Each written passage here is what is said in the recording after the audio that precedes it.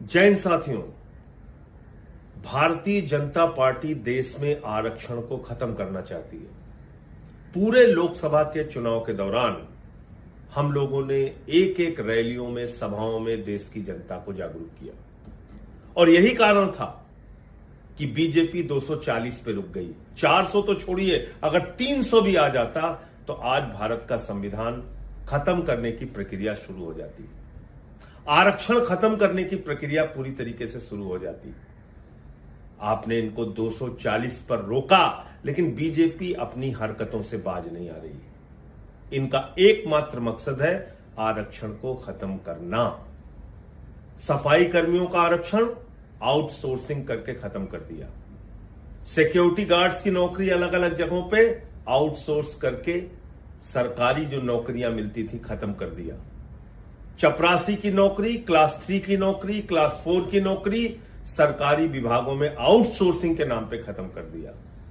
एक सबसे बड़ी नौकरी थी जिसमें दलितों की, पिछड़ों की, आदिवासियों की भागीदारी होती थी, उसमें आरक्षण खत्म कर दिया। आईएएस का आरक्षण खत्म, लैटरल एंट्री के जरिए सीधे आईएएस बनाए जाएंगे, ये मोदी का मकसद है। अब तक 63 आईएएस लैटरल एंट्री के जरिए प्रधानमंत्री नरेंद्र मोदी ने बनाए हैं। ये गुनाह किया है भारत के प्रधानमंत्री नरेंद्र मोदी ने और उनकी पार्टी भारतीय जनता पार्टी ने। बीजेपी बेनकाब हो चुकी है।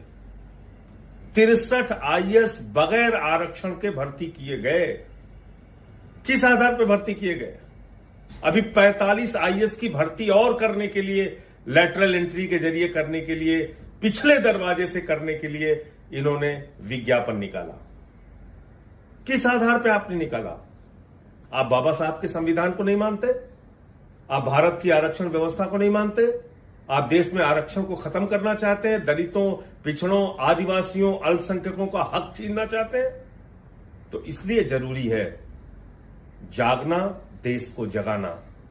आज मजबूरी में आप सब ने इतना हल्ला मचाया, तो मजबूरी में अभी ये पता चल रहा है कि फौरी तौर पे लैटरल एंट्री करने का आदेश रद्द किया जा रहा है। लेकिन सावधान रहिएगा, मकसद है आरक्षण को खत्म करना। और एक एक चीज का हिसाब मांगिएगा।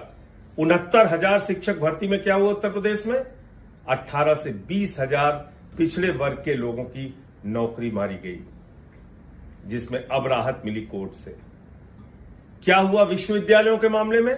देश के 40 केंद्रीय विश्वविद्यालयों में 80%, 90% एससी, एसटी, ओबीसी के और यहां तक कि फिजिकली हैंडीकैप्ड लोगों के आरक्षण के हक मारे गए हैं।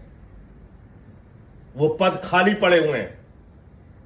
तो इसलिए जागिए, लोगों को जगाइए, भाजपा से देश को मुक्त कराइए। जब तक बीजेपी रहेगी, आरक्षण और संविधान खत्म करने का खतरा बरकरार रहेगा।